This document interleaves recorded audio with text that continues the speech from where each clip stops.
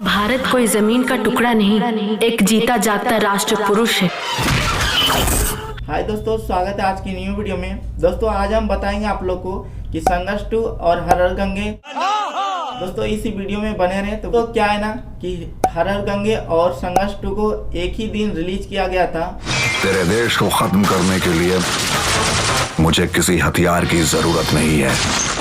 लेकिन दोस्तों कहीं भी हर हर गंगे का प्रमोशन नहीं किया। इसका मेन कारण यही है कि वो फिल्म अभी फ्लॉप जा रहा है। तो दोस्तों आप लोग पता लगा सकते हो कि संघर्ष 2 कितना बड़ी फिल्म है और पहली बार भोजपुरी में ऐसा फिल्म आया है जो कि सब कोई आदमी उसे देखना पसंद कर रहा है।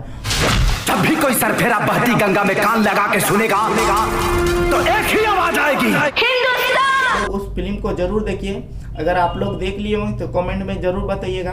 दोस्तों अगर हर हर गंगे को अगर ज़्यादा बड़ा लेवल पे ले जाना चाहिए था तो उसका प्रमोशन करना चाहिए, लेकिन कहीं भी प्रमोशन नहीं किया। इसी का मेन कारण है और वो फिल्म अभी फ्लॉप जा रहा है। तो दोस्तों आप लोग कमेंट में बताइएगा कि अगर हर हर गंगे और संघर्ष 2 को देख लिए हैं तो आप लोग को दोनों में से कौन सा फिल्म अच्छा लगा, कमेंट में जरूर बताइए।